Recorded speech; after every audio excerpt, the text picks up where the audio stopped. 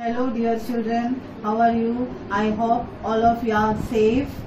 Let our education be not affected by corona. So I hope this video lecture will be very useful to you. Okay, let's start our lessons.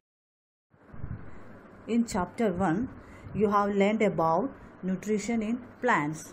Now in chapter 2, you are going to learn about nutrition in animals. These are the main points we are going to learn from this lesson.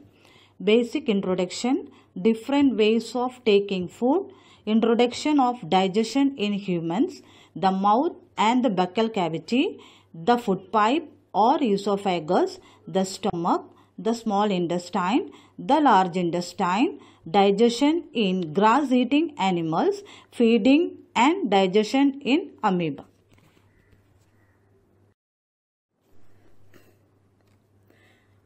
In chapter 1, you have already learned about nutrition in plants. What is the meaning of nutrition in plants? Plants are autotrophs. Autotrophs means they prepare their own food by the process of photosynthesis. Do you know what is photosynthesis? Yes, photosynthesis means plants prepare food with the help of sunlight, carbon dioxide and water.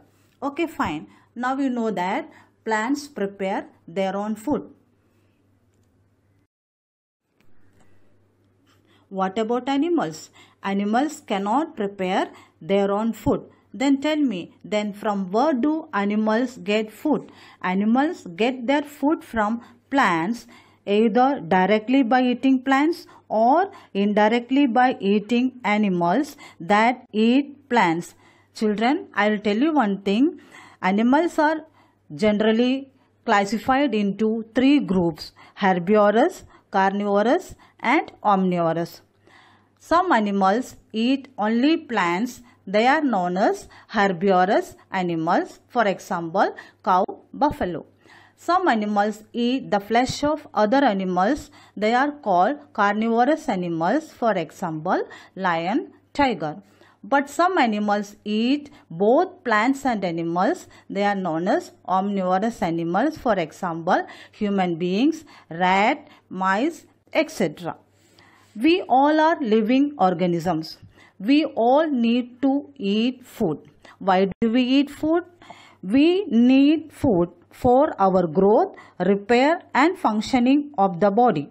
You have already studied in 6th standard that food consists of many components such as carbohydrates, proteins, fats, lipids, minerals, etc.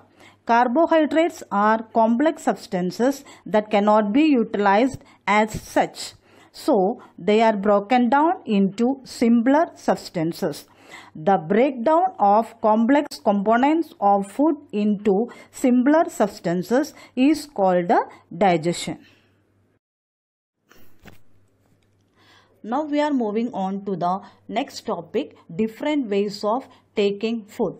Children, just look around us. We can see so many animals and birds, and just look at them, how they are eating their food.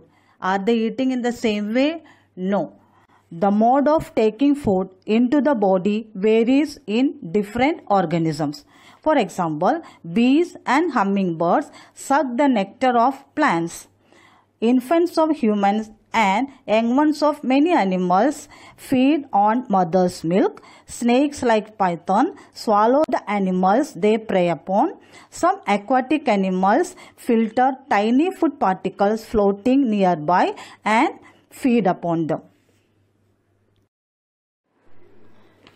From these pictures, you will understand the mode of taking food into the body in different organisms. Look at this diagram. This is the digestive system of human body, and you can also see the digestive organs of our body. First of all, we take in food through the mouth. The food passes through a continuous canal which begins at the buccal cavity and ends at the rectum. The canal can be divided into 6 compartments. That means 6 blocks. Number 1, buccal cavity, food pipe, stomach, small intestine, large intestine and rectum. The food components get digested as food travels through the various compartments, the inner wall of the stomach and small intestine, and the various glands such as salivary glands, the liver and the pancreas secrete digestive juices. The digestive juices convert complex substances of food into simpler ones.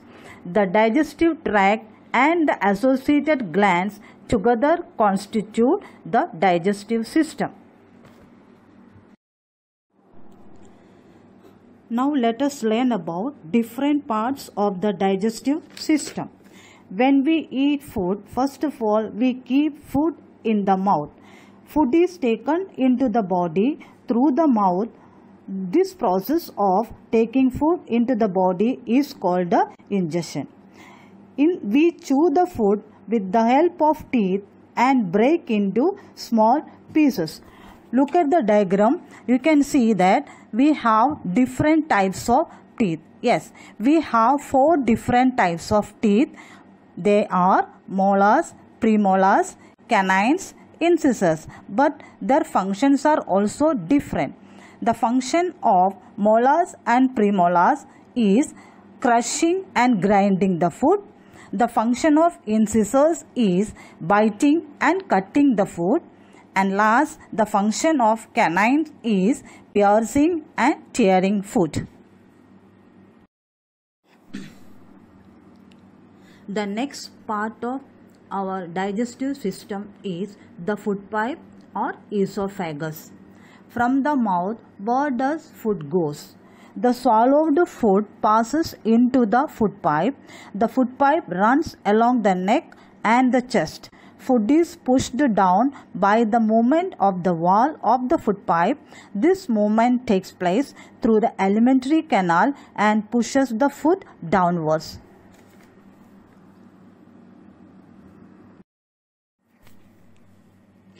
Now let us learn about the next very important part of our digestive system, the stomach.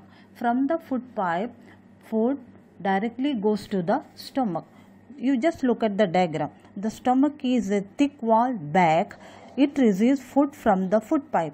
The other end of the stomach opens into the small intestine. The inner lining of the stomach secretes mucus, hydrochloric acid and digestive juices, and these 3 things are having their own special function. Let us see that what does mucus do. Mucus protect the lining of the stomach. And what about hydrochloric acid? When we eat food, along with the food, many microorganisms are also going inside our body. This hydrochloric acid kills the microorganism that enter along with the food. The last, digestive juices, what does it do? The digestive juice break down the protein into simpler substances. The next very important part of our digestive system is the small intestine. As the food leaves your stomach, little by little, it enters a long winding tube below it. It is called the small intestine. The last step of digestion takes place here.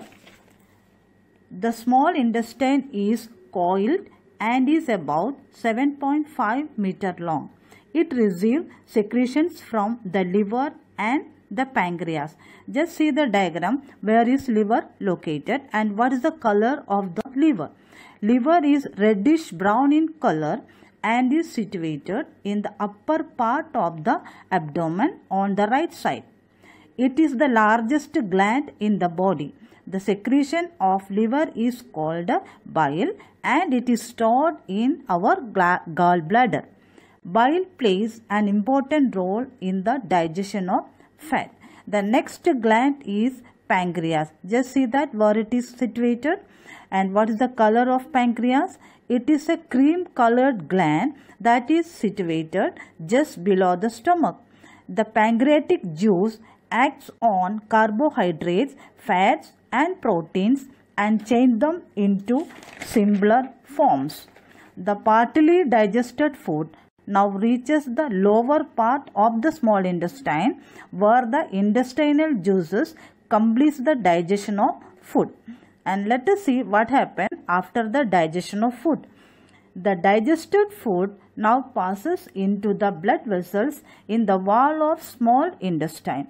The inner walls of the small intestine, you can see that finger-like projections, and these projections are called villi, and it is having special function also. Let us see that villi increases the surface area for absorption of the digested food.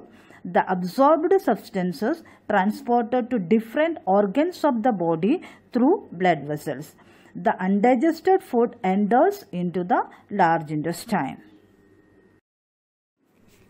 The next important part of our digestive system is large intestine. The food which is undigested remained in the small intestine directly goes into the large intestine. Large intestine is wider than small intestine and is about 1.5 meter in length. Just see the function of large intestine. The function of large intestine is to absorb water and some salt from the undigested food material. After that, the remaining waste passes into the rectum. Our next topic is digestion in grass-eating animals, otherwise ruminants. Ruminants are hoofed plant-eating animals that digest their food in 2 steps. Some examples are cows, buffaloes, goats, etc. They have complicated stomach consisting of 4 chambers. Have you observed cow, buffaloes and other grass-eating animals chewing continuously even when they are not eating? What is the reason for that? Because they quickly swallow the grass and store it in a part of the stomach called the rumen. Here the food gets partially digested and is called cud. But later the cud returns to the stomach in small lumps and the animals chews it. This process is called the rumination, and these animals are also called ruminants. The grass is rich in cellulose, means carbohydrate. Ruminants have a large sac-like structure called rumen that is between the esophagus and the small intestine. The cellulose of the food is digested here by the action of certain bacteria. The last topic of this lesson is feeding and digestion in amoeba. Living organisms are divided into 2 groups, unicellular organisms and multicellular organisms. Unicellular organisms means bodies made up of single cell. Multicellular organisms means bodies made up of many cells. Here we are going to learn about amoeba. Amoeba is a microscopic single-celled organism found in pond water. It has a cell membrane, nucleus and many small vacuoles in its cytoplasm.